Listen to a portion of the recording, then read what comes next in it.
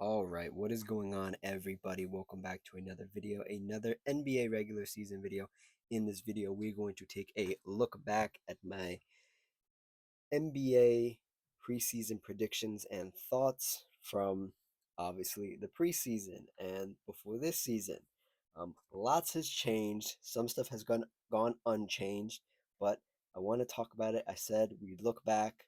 Um, at this point in the season. We'll also look back at the end of the season, but I feel like the midway point, All Star break, is a good point to look back and maybe laugh at myself and maybe be like, oh, I was right about this or I was wrong about this. So, yeah, if you like what I say, like the video, if you have your opinions, comment it down below. And if you just like the vibes, consider subscribing. This video is pre recorded, so I might talk about the I am going to talk about the standings. Some of them might be a little off, but a majority of these teams have played their last game before All Star break. Some of these guys are going to play tonight, and maybe tomorrow. Yeah, tomorrow's Thursday. Yeah, so maybe tomorrow. But nevertheless, I do want to talk about this and have a good time because I was really looking forward to this video all year. And there are some ones that I got really wrong. There's some that I got really right. So let's jump into it. Let's jump into the Eastern Conference first on the right side of your screen. On the right side of your screen are the teams that are either at the top of the conference or just escaping the play-in or just maybe just like one and a half, one game close to being out of the play-in. Um, let's run through my I'm gonna run through some of my thoughts of these teams because I do remember what I said about some of these teams. I do have my notes from back then from the preseason. We'll talk about those a little bit. Let's just get into who I thought would be the best in the East, who I thought in preseason, who I thought would be the best of the East, and then we'll actually go through the standings as they are today. Um, in no particular order, I have the Celtics as a top team. I had the Knicks as a top team. I had the Raptors as a top team. I had the Hawks as a top team. I had the Magic as a top team. I had Cleveland Cavaliers as a top team. And I had the Detroit Pistons. Now, the one that really stuck out to me, and I listened to my own video about who I thought was going to be the best overall in the NBA, but it was talking about each conference as well, just like I'm doing now. And the one that really stuck out to me that I knew I was thinking about this whole time, that I knew I was wrong about, um, were the Pistons. I was really down on the Pistons. I did not think they'd be this good. They're projected 45 wins in preseason, and right now, as of today, they're sitting at 39 wins. So they're gonna blow that projection out of the water. They're probably gonna get close to 50. And I was wrong. I thought maybe they would take a step back. I thought last year, I don't want to say last year was an anomaly, but last year was more just a new, fresh team. Teams aren't schemed for them. Teams aren't weren't really prepared for them. No, the Pistons came out this year. They've played very well. They've beat teams that they I don't want to say probably shouldn't have because they were the number one seed. Teams should probably beat them, but they've beaten teams that in the preseason and before their season rankings were probably ahead of them, and they play a tough style. They just got in a huge fight with the Hornets. That was what 2 days ago now, and the suspensions just came out. Nobody got a suspension more than 10 games, so it really didn't affect their season. It was not going to affect their season going forward from today, but they've surprised me. I think they've surprised everybody, being the best in the East and closing in on potentially being the best in the whole league at some point. But we'll see about that. That remains to be seen. And then moving on to the other team that I thought would be not bad, but just like maybe middle of the pack, and they are at the top of the conference as well. Coincidentally, both these teams are 1 and 2 as of today. It is the Boston Celtics at 34 and 19. Their preseason win projection was 42. They will probably get def. I think that I think they can get to 40. How about that? Let's see them get to 40, and then we'll worry about 42. I had no faith in Jaylen Brown being a number one guy. I had no faith. I've said in other videos, I'll say in this one, I was wrong about Jaylen Brown. I apologize. That was my bad. He has really impressed me, and I don't want to say I'm a fan, but I'm no longer a Jaylen Brown denier. I am very confident in his play and what he has done this year, proving that he can be a number one. Obviously, in previous years, proving he was a number two. Um, Having the opportunity to be both in your career is so rare, and Jaylen Brown rose to the occasion, exceeded the expectations, and made this team way better than I thought it would be. Way, way better than I thought it'd be. The next team that I was surprisingly right about um, in these win projections, in these like preseason predictions, I thought the Raptors would be good. And they're probably right around where I thought they'd be right now. They're sitting at 5 in the Eastern Conference. They're 32 and 22. And the win projection is 37. So they are going to get there. They will get to 37. Now, is there any room for them to go up? Um, yes, I think there's room. Do I think uh, we'll get to that team when we get to it. Where they are right now, I think this is where they will be hanging around for a majority of the season. Maybe late in the season there'll be some jostling for position, but to see the team that I saw in preseason continue this brand of basketball, we'll say, and the way they play and the parts they have and the guys that have really adjusted to their role and adjusted to the NBA because they do have some rookies, some sophomore players on their team has been great.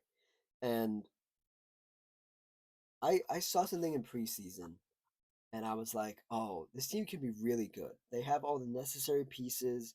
They're not gonna lose easy. They're not gonna lose like trap games, where the lower seed comes into Toronto and beats them. Very rarely do you see that. They've been in a lot of close games, a lot of grinded out wins. Brandon Ingram, Scotty Barnes have stepped up immensely in those games.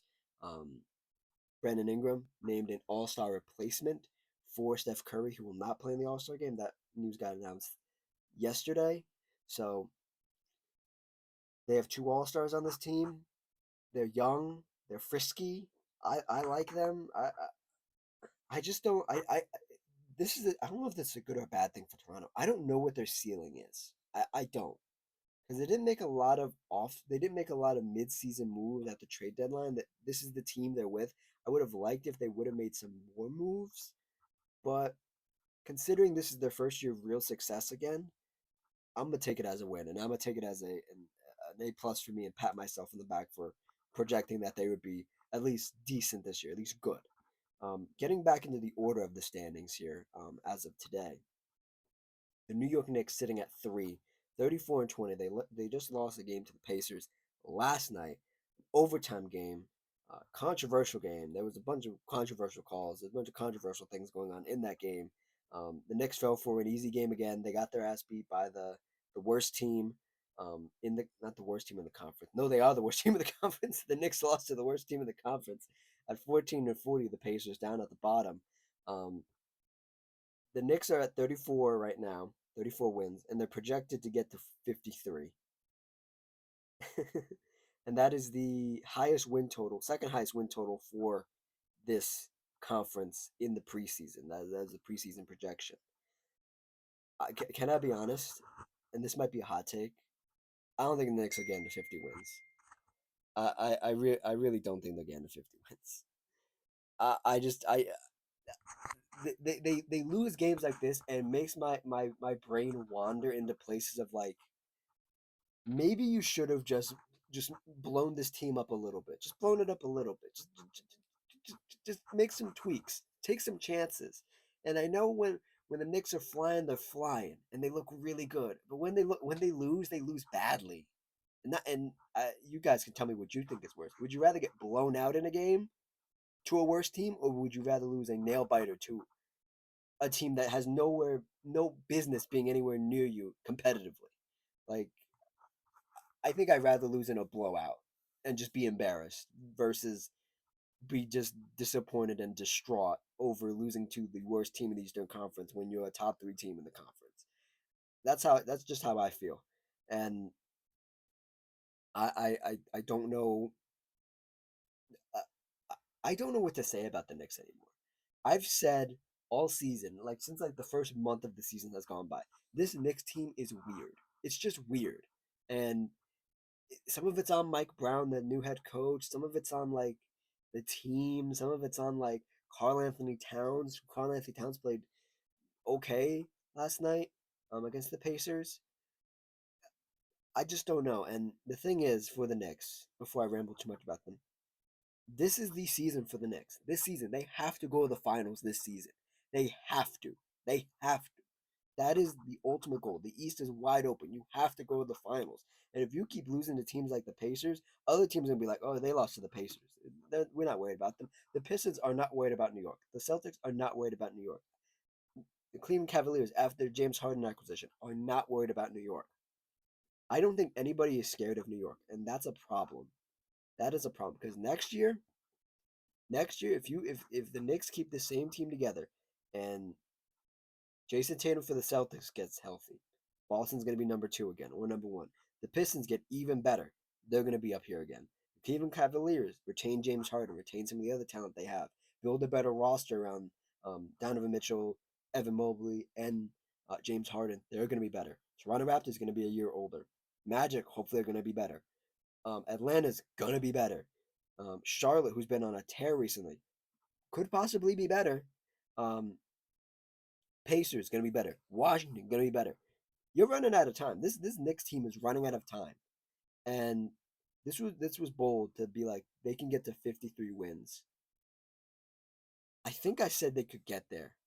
I think I said that because I didn't know the Pistons would be this good. I didn't think the Celtics would be this good, and they're sitting at three, and that's right where they should be. Yeah, that's right where they should be. Um, Moving on to the Cleveland Cavaliers. The preseason projected win total for them was 56. Um, I do not believe they will get to 56 this season. Right now they're sitting at 33 wins on the season, halfway through the season. I just I think they got in over their heads a little bit. I think they were still like really in their mindset of, hey, last year we started off really great. We'll just run the team back. Didn't work out. They've made some midseason adjustments. They've gotten rid of Darius Garland. They bring in James Harden, who will help in the regular season, of course. And I think the best thing for them, looking at it right now, is that they will be able to possibly, if the Knicks keep losing games like this, they're going to be the three. The Knicks are going to go to four, and the Cavaliers are going to go to the three, and maybe even Toronto could catch the Knicks. And for the Cavaliers, that's not the season you want. You don't want to have to make a mid-season acquisition to make your team better. But I'll give them a round of applause. I'll give them a plus because you did do it. You made the bold move. You did what the Knicks didn't want to do and take a swing and be like, hey, we need to, we this is our window this year. We have to go for it. We just have to. And you're gonna probably end the season 4-3 in the East. And that's not the win total you wanted, but you're there. You're top of the East, which I don't think is bad. I think that's right where you want to be. You want to prove that you can be top of the East and that you can at least make it to a conference finals and be competitive in a conference finals or make it to the finals. And that's what they're on the trajectory to do right now. I think out of these last four teams I've talked about, I feel the most positive about Detroit and the Cavaliers. The Celtics, they're going to do their thing. Jason Tatum participated in um, a G League 5-on-5 practice, so will we get some Jason Tatum buzz, more buzz after All Star break? Who knows? But Boston's going to sit right where they are. They're not going to go anywhere. Uh, I'm very worried about the New York Knicks though. And then at five, the Toronto Raptors, 32 wins, 22 losses. The preseason projection, pardon me, was 37. They're going to blow that out of the water. They've done such a good job. The duo of Scotty and Brandon has been amazing. I did not think they would click this early, this early on, but they have. Great, great. season for them. This is such a positive year for them, and I hope they stay around here. And who knows? Like I said, they could get up to three. Not much to say about them. The Philadelphia 76ers are at six right now. They are 30 wins, and they did not make my cut in my preseason predictions to be a top six team or a top seven team for that matter. They did not. I was worried about Joel Embiid. Joel Embiid's looked great.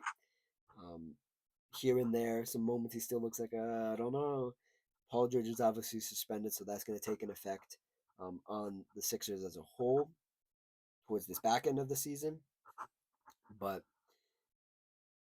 Tyrese Maxey has been another revelation. He's having another good year. VJ Edgecombe started the season off hot, not really particularly great um, recently. And then they're just trying to patch together wins and they're trying to stay out of the play-in right now because that's what they need. They need to stay out of the play-in. They need Joel Embiid to be able to rest um, and be able to actually enjoy some like competitive edge over these other teams in the back half of the conference or the back half of the playoffs. And I genuinely thought the team below them was going to be better. Um, and I thought two teams below them were actually going to be better. I thought Orlando Magic, who's right below them at 28 wins right now. And then I thought the Atlanta Hawks would be better at 26 wins right now. Both teams have been very, as weird as the Knicks have been. Orlando has been very weird, and Atlanta has been very weird as well. That being said, Philly being at least somewhat consistent and be able to get wins is good in my book. And I would rather it be Philly than like Miami or no offense, Charlotte. Like Philly at least could like battle some of these guys. At the top of the conference. Those other teams, I don't know. Um, so yeah, I guess clap it up, give a round of applause to Philly for at least being mediocre when we thought they'd be bad. Sure. Now, moving on to the disappointing ones, I'll wrap these two sort of together since they sort of go hand in hand. The Orlando Magic and the Atlanta Hawks, they're both in play-in territory right now at 7 and 9, respectively. Um, not I, the win projections for the Hawks was 26. Oh, not 26, 46, pardon me. 46, 46. So they're 20 wins behind. And then the Magic was this the third highest? The third highest win projection total for this season in preseason. 51 wins. Right now they're at 28 wins. A disastrous season for them. They have some really competitive games that they win, and then they have some really competitive games that they just lose. And I said in my video talking about them, I said, Paulo needs to be healthy, Franz needs to be healthy, and one of them needs to start shooting threes. And none of those things have happened. Neither of them have been healthy. Paulo's not shooting threes, Franz is not shooting threes, and you're leaving your team to be carried essentially by like Desmond Bain, your offseason acquisition, which is very good. That was a very good get. You know Desmond Bain is going to play games. You know he's going to be healthy. He's been carrying this team along with Anthony Black, Tony Orlando. um, and I think it's just it's a disappointing season overall. And this is exactly where you didn't want to be. And they could easily get up to being 5-4 in the East. But starting the season off and looking at the standings, you have to look yourself in the mirror and be like, damn, we're in the play-in right now. This is exactly where we didn't want to be. We're down here with Miami and Charlotte. Yuck. Um, yeah, no, no, no, no, not great, not great. And then same thing for the Hawks. They've had players injured. They've traded a lot of their team to build this sort of new team and go for it next year sort of mentality, but still compete and still try to gain some experience with these other guys that are on the team. Dyson Daniels has had a very bad year, coming off a really good year last year. Um, Jalen Johnson has ascended even more, which is good, but he's still young. He doesn't know how to carry a team quite yet. You trade Kristaps Porzingis, you trade Trae Young. You sort of hit the mini reset button, and if I knew that stuff was going to happen, then I wouldn't have had them so high, and I wouldn't have had them as a really good team this year, or at least a decent team. Um, do I see that? I think after Orlando, that's the cutoff. I don't think Miami, Atlanta, Charlotte is gonna get up to like be a top five team in this conference this year. I just think they're gonna get there. They're not gonna get there. Everything's gonna jostle around this like Philly, Orlando, Miami, Atlanta, Charlotte situation here at the bottom of the playoffs. Um, and yeah, and then to finish off this conference, man. I had none of these teams as a good team, so I pat myself on the back. I knew these teams would be bad. Chicago 24 wins this season, 30 losses. Milwaukee 21-30. Brooklyn Nets 15-37. Washington Wizards 14-38. And then the Pacers doing what they need to do to get a top pick, 14-40. Probably the most ethical tank of any team trying to get a top um, NBA draft pick this year. Um, yeah, yeah. Looking back on this, just looking back on this conference as a whole, um, I feel like I did a good enough job. I mean, the Magic, it was either gonna be boom or bust. I had a feeling that they were gonna be mediocre. I had really high hopes that they were gonna get to 51 wins. I even think I put a bet in on that.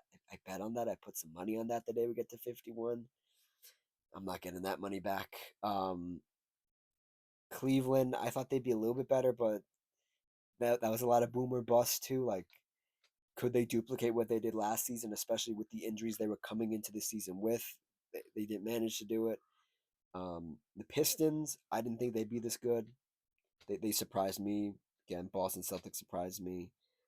But the Knicks, the Knicks are hanging around where I probably thought they'd be. Three, yeah, and then yeah, the Raptors. I don't know what I saw in the Raptors in preseason, but I was like, oh yeah, I like this team. They're good. They have size. They shoot the ball adequately well. Sometimes they have Brandon Ingram. They have Scotty Barnes. I'll take it. So yeah, let me see what I said about some of these teams here. Let me see if anything pops out. Just some funny side stuff here that I have in my notes that I just read through. I said that it's more likely the Boston Celtics get around 36 wins depending on Simons and others. And they're already at 34 wins. Hey, they proved me wrong. What else did I have here? Um, I said I said I really like the Raptors. I said I wanted to see more Grady Dick. I don't think I've seen Grady Dick play basketball in like 2 years, like a year and a half. I just don't know where he is, if he's even in the Raptors rotation. I just feel like I never see him. But besides that, I was pretty accurate with the Raptors. Um, the Heat, I was dead on. I was like very mediocre, very middle of the pack. They have a very strong and athletic front court, but not much else. That's pretty accurate. Um, I do not expect a reemergence of Andrew Wiggins. Accurate. Um, I said mid to low 30s for them. And where are they? 28. That's so good. That was a good one. Um, I have this whole spiel about the Magic that I wrote down in preseason, and everything has gone wrong for them. And then Cleveland, Milwaukee. Milwaukee's the funniest one when I look back and read this because I actually put my faith in Doc Rivers for about like 2 weeks before the season started. I was like, he's a good regular season coach. His team sucks, dude. His team is so bad. I I I I, I feel bad for Milwaukee Bucks fans. I don't feel bad for a guy like Doc Rivers, the coach, who's been riding off a success of a championship that was a decade ago, and him keep getting chances for teams that are just bad. Like they're projected to be good, and he just shits the bed as a coach, and the team and the front office just shit the bed, and it's just over for them. And then I was like, I want to see. I like Cole Anthony, and he's not even on the team anymore. They traded him mid-season. Um, yeah, yeah. So that's it for the East. Let's move on to the West. I'm having so much fun with this. because it's just so funny to look back on some of the stuff I've said. Let's see here. Anybody, while we're here looking, while we're transitioning from conferences, I want to go through the 2025 um, points per game leader, rebounds per game leader, and assist leader. Your points per game leader so far this season is Luka Doncic at 32.8. Your rebound leader is Karl Anthony Towns at 11.9, almost 12, and your assist leader per game is Cade Cunningham at 9.6. So yeah, those are your midseason leaders in those major statistical categories. Um, and your highest scoring teams thus far this season, if I can zoom it in here, the Denver Nuggets at 120 points per game as a team, the Oklahoma City Thunder at 119.9, so only a little bit behind Denver. The Cleveland Cavaliers at 119.6. The Miami Heat at 119.5. They do put points up. They don't get a lot of wins, but they put points up. And then to round out the top five, the Minnesota Timberwolves at 119.4. So the best teams, if you're one of the best teams, and regardless of conference, you are putting up at least 115 plus. Yeah, at least 115. Um, or if you're a bad team and you're just throwing up shots and not playing any defense, you're scoring a lot of points. Because there are some teams here that will get down here and it gets really weird. Um, let's move on to the West here. Let me go back to my other thing I had open. Here we go. This was a big one. I want to get this one off my chest real quick. Oh well, let's run through the conference first. Let's run through the conference first. Oklahoma City's as of today sitting at 41 wins. San Antonio sitting at 2 with 37. Houston Rockets sitting at 33 wins at third. Denver Nuggets at fourth, sitting at 34 wins. Los Angeles Lakers sitting at 32 at fifth. And then to round off the top teams, the top six, the Minnesota Timberwolves at 33 wins at six. And then heading into the playing teams, Phoenix Suns at 32, Golden State Warriors at 29, Portland Trailblazers at 26, LA Clippers at 26. And then you got the real bottom of the barrel, the dregs, um, that we'll talk about in a minute.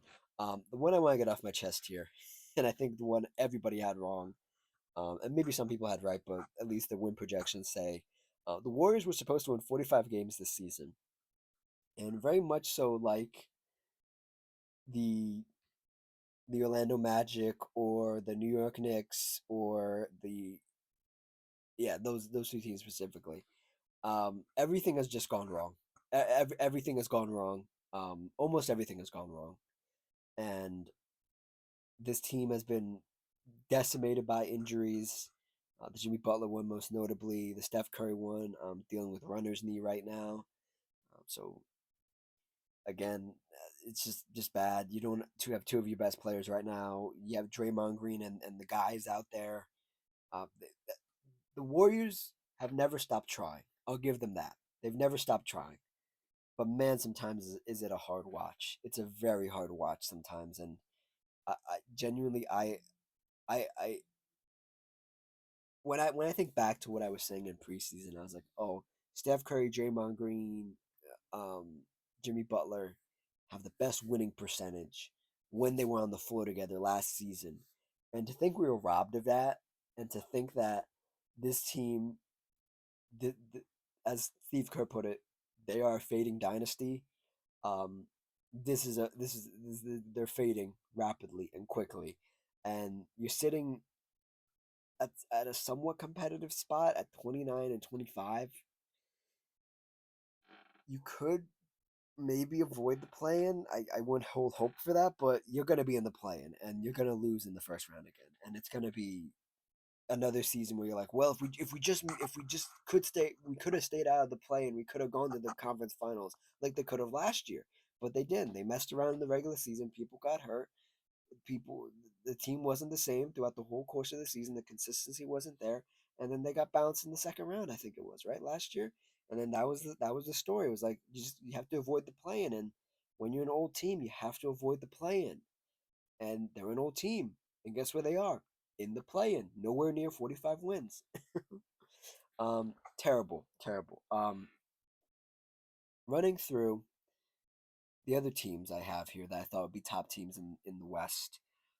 Lakers, Minnesota, Denver, OKC, Houston, San Antonio, Dallas. Let's move on to Dallas so we don't have to talk about bad teams anymore and we can talk about good teams actually. Um, the Dallas Mavericks. This is a team that I don't think anybody thought would do what they did and just have a have a season where they were like, you know what, just blow it up. Let's make sure Kyrie gets fully healthy. Let's rest him the whole season. Um, let's let Cooper Flag do his thing. Um, yeah, nobody thought this team would be what it looks like now. If you asked me in the preseason if I thought this team would be completely different, I would have said, no, come on, really? They're not even gonna let Cooper and Kyrie and AD all play together? I would have called you kind of crazy. But here we are, where they all haven't played together and will never play together because Anthony Davis got traded to Washington and Kyrie's probably not coming back this season because of injury, resting from injury, and they're gonna let Cooper Flag just ball out. And the best players on this team, if you told me the best players on this team were gonna be like Max Christie, Cooper Flag, and like Najee Marshall and a little bit of Daniel Gafford, I would have said you're crazy. What happened? And we know what happened now. They're projected to win 41 games. They're not even at 20 wins yet. They're at 19 and 34. Um, Absolutely seasoned from hell. If there's one team that like in the West, there are teams that feel like you can laugh at and be like, "Oh, the Sacramento Kings are bad. The New Orleans Pelicans are bad. You know, the Utah Jazz are bad, but they're trying to turn it around, so you can't be mad at that." You look at Memphis and you look at Dallas, you just feel bad for them. You just look at it. This is a season from hell. Bad, bad. Um, and speaking of the Grizzlies, I misspoke earlier. I do want to talk about one more team that I thought would be bad. The Memphis Grizzlies. This is my biggest "I told you so" this year, and I want to make that very clear. I don't say "I told you so" a lot on this channel, but I told you guys so. I told you the Memphis Grizzlies would be bad. I told you it would not work out. I told you none of their guys would ever be healthy together to be a good team because when they were healthy, they were a good team. But I knew none of their guys would ever be healthy. Zach Edey's injured. John Morant's injured. Jaren Jackson Jr. is in Utah right now. He's got traded, and the team's bad, and they're sitting at 20 and 32. So I just want to get that off my chest. That's also the reason why I kind of wanted to make this video because I wanted to say I was right. I was right. I knew these guys would be so bad. But I do feel bad for them in a way because it was just a few years ago that they were looked as the next young team to be up next, and they were fighting the Warriors in the play-in, and then they fought them in the playoffs. And they're like, oh, well, the Memphis Grizzlies are the new hot team, and now they're rebuilding the rebuild. So yeah, that's it for the bad teams. Let's move on to the good teams. Um, the projected wins for the San Antonio Spurs was 44 wins. Um, I was very high on them. It depended a lot on Victor Wembanyama being healthy. Now he did have that injury it was a month ago now, where he did miss a lot of time and he came off the bench for like an extended period of time and he's taken a lot of falls this season where I look and I'm like, and then he gets right up. But they've kept it together. The cores looked good. Um, I still have some concern about Dylan Harper. He hasn't played too much this season, and when he has, it hasn't looked particularly great. I feel like it is still a crowded backcourt, but in throughout the course of this first half of the season, I think they've met their expectations. And the 44 wins, they could probably get. Now looking at it now, they're gonna get there. They're gonna get to at least 44. If things keep going in the way they're going. Moving or staying in Texas, moving to Houston, they were projected at 52 wins. Right now they're at 33. They're not getting the 42. they they're just like the who was it? Who was I talking about? They're just like the Knicks kind of where they're in these games and either they lose in spectacular fashion to like crunch time minutes to crunch time points, or they explode. And I've said this in a past video. I have a lot of questions about Houston, and they're very similar to the Knicks in the sense of like it's kind of go time now. You do have next year, but like you would like to make some progress and at least make it to like the conference finals um, this year. And I think like everything with this Houston team, that expectation might be a little high, and I don't think they're gonna get there, unfortunately. Kevin Durant's looked good. Ahmed Thompson has had really high highs and really low lows. I'm still a very big Alperen Şengün fan, and yeah, I don't have much else to say about them. Moving on to, oh, I said they were 33-19, right? Yeah, I said that. To Oklahoma, who were projected at 62 wins. Right now they're at 41. They beat the brakes off the Lakers in a very competitive game that well, I'll talk about in another video, but um 62, by the way, for reference, there was a topic that they could possibly beat the Warriors record. The was it a 73 and 9, yeah, 73 and 9 Warriors. They will not beat that record. The preseason projection, like I said, was 62. I don't even know if they're gonna get to 62. Maybe like 58, maybe. Yeah, 58 sounds more realistic. At this point, they just need to get their guys healthy. They need to make sure they're ready for the playoffs. I don't want to see Oklahoma win the championship again, but I do want to see them be competitive and like go like a 7 game series with somebody. Again, I think that'd be very fun. They did it with Denver last year. That was a very fun series. I just want to see it again. Nothing else really to say. I didn't have anything to say in the preseason stuff. I mean, their bench guys. If there's somebody I had to like on the Thunder, I really like Kason Wallace. I think Kason Wallace is really good. Like, if I could have been an NBA player at at any point in my life, if I had the opportunity, and somebody would have said, "Hey, you could have anybody's career right now," who would it be? I would say Kason Wallace, because Kason Wallace has the easiest job. He gets to play defense, gets to shoot threes, not too much pressure on him. Just gets to go out there and ball, and I think that's great. So yeah, that's it for them. Moving on here to Denver, who's sitting at 34 and 20 right now. Nikola Jokic did miss a chunk of the season. He only has a couple more games to miss before he's ineligible for awards, which is unfortunate. But they were projected in preseason to be at 53 wins. Um, I don't think that's their goal. I think they want to at least just maybe have home court, and that's all they need. Because that did play a part last year in the playoffs, and it did help them.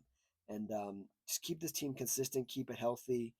I do worry about some of their bits and bobs that they added in the offseason. I haven't seen a lot of great things from Tim Hardaway Jr. so far. Um, Shout out Payne Watson and Jamal Murray, though, for keeping the team afloat. If you would have told me that the Denver Nuggets would still be a top 4 team without Nikola Jokic because he was injured, I would have told you what happened to the other 3 teams in front of them. But here they are. That's a huge step forward, and yeah, I'm really really impressed. I mean, they're not going to get to 53, but if they can stay a home court team, they're going to be dangerous again. And I think I had them. I was like, I want them to go to the finals or get to the conference finals. I think I said that. We'll look at it later though. Moving up here, Minnesota Timberwolves. They projected 50 wins, and I think I was comfortable enough saying I don't think they'll get there. I think they will. I think I said they're going to be a good regular season team, but 50 wins seemed a bit excessive, seemed a bit lofty, especially when you look at um, teams like the Lakers who are in front of them right now. As of today, the Minnesota Timberwolves are 33 and 22. The Lakers are ahead of them, 32 and 21. Um, I think it, and I said this as well. I thought it was going to be very hard for teams to get to 50 wins. And if they did get to 50 wins, well, 50, like we'll say 50 plus, 50 and higher, um, closer to 60. I I thought it'd be very hard because the West is so hard, and you could just lose to anybody on any given night. There were teams down here, especially these last couple weeks, Portland, Lakers, um, Dallas, um, that you think is an easy win, and you have to remind yourself like halfway through the game, oh, it's the West. That's why this game's competitive. Um, because that's how it's always been. The West is always harder. But for the Minnesota Timberwolves, I I was pretty spot on. I mean, their true destiny lies in the playoffs. They've never been a team with regular season issues, like severe issues. Even when they've started really slow or slow down at the end of the season, they always are competitive in at some portion of the season, and then they take that and put it into the playoffs and turn it up to 100. And they're a really good team. And I don't really like the roster construction of their team, but it always maintains to be at least around here where they are right now, number 6 in the Western Conference. And then moving up to the Lakers, who again are at 32 and 21, ahead of the Minnesota Timberwolves, who were projected in the preseason to be at 47 wins total. And I think I'll be comfortable in saying I think they can get right on the money. They can get to 47 wins. Um, Luka dealing with some injuries, the roster not looking spectacularly great, but they are one of the best teams in crunch time this season, which I wouldn't have ever guessed. I would not have ever guessed that this sort of like hodgepodge Lakers team with like Luka and LeBron would be one of the best crunch time teams. I would either have thought that they would get blown out or they would blow teams out, and they would either be in games or not in games because the effort from LeBron, the effort from Luka, the effort from DeAndre, and the coaching of JJ Redick still sort of like in flux and question a little bit. Um, Austin Reeves' emergence has helped a lot. He just came back the other day from his injury. He's picked up right where he left off. They can get to 47. I'm right now, as of today, I'm confident in saying that. I might not have been as confident in my preseason prediction, but right now, I think looking at this team, 47 wins is pretty good for this season. Where does that put them? It puts them right where they are. I think maybe 4 to 5 to stay out of the play-in. I think that's what this Lakers team needs. The Lakers are doing exactly what the Warriors should have done, and just try to stay out of the play. That's all you need to do is stay out of the play. And that was it for my top teams. Um, and to be honest, the only one I missed on, they were the only two I missed on, are like Dallas and the Warriors. And then I know for a fact I said that um, I think the Phoenix Suns would be entertaining to watch, and I think they just need to build themselves an identity. And I didn't think they'd win that much, but following the Minnesota Timberwolves at 33 wins is the Phoenix Suns at 32 wins, sitting at 7. Phoenix Suns have blown me away this season. Devin Booker, Dylan Brooks, a little bit, just a tiny little bit sample size of Jalen Green. The other guys, the coaching of Jordan Ott, amazing. Um, that was the only two teams I missed on, and a team that I did not expect to be good, which was the Phoenix Suns. And I did put a lot of stock in these other teams that are down here with the Suns and the Warriors, the Blazers. I don't think I ever saw the Blazers being at least competitive. I thought they'd be really bad. They're actually competitive. And then the Clippers, at this portion of the season, they've just blown their team up. But you look at it in a positive light, they're starting to win games now. Does that even matter? I don't know. Uh, no, it actually doesn't. I can say that for a fact it doesn't. Let me look through some of these notes again that I have here for the West, so I can find some stuff, and then we'll get back and we'll close this video out here for you guys. So I'm looking through these notes I made in preseason, and some of these are spot on, and I'm not gonna bore you with them because like we're already a little bit of ways into this video, or a lot of ways in this video, but some of the ones that stuck out to me here, um, there's a Lakers one in here that I said um, here at the end of this paragraph I have here. Um, Others like LeBron James Jr., Bronny, Austin Reeves, Jake LaRavia are going to be an important part of this team, or are going to need to be an important part of this team and Reeves has done that. LaRavia had a good start to the season, has kind of fallen off. Bronny James hasn't really been a factor, but to be like quite honest, I think I was spot on with that. And then this is the part I really like here. 70, 70, 47 wins seems right around the ballpark. I would be very surprised if they got to 50. And I mean, 47, I still think 47 is great. I think that's a really good number for this Lakers team. Another one that stuck out to me here um, was the Suns team one. Um, Now, the 30 wins, I could see them getting to 36. That's at least 30 team wins slash Booker doing his thing. That's three Jalen Green games, and that's three someone else going off. And I think that's completely reasonable. And where are they at right now? They're at 32 wins. So I missed on the Jalen Green part because Jalen Green's been injured for a majority of the season. And I didn't know Dylan Brooks would be this good, so I guess substitute Jalen Green for Dylan Brooks. Three really good Dylan Brooks games, which he has had more than plenty of three really good games this season. And then at least 30 team wins. That's exactly what they do. They win games by committee most nights. I said it was reasonable, and I stand on it. I stand on it. Um, Another one here that I wanted to look at. Um, was the Spurs one. Yes, the Spurs one here. 44 wins is a bit wild, but if everything goes right, and even if Fox isn't back right away, this is when he was injured in the first half of the season, the beginning of the season.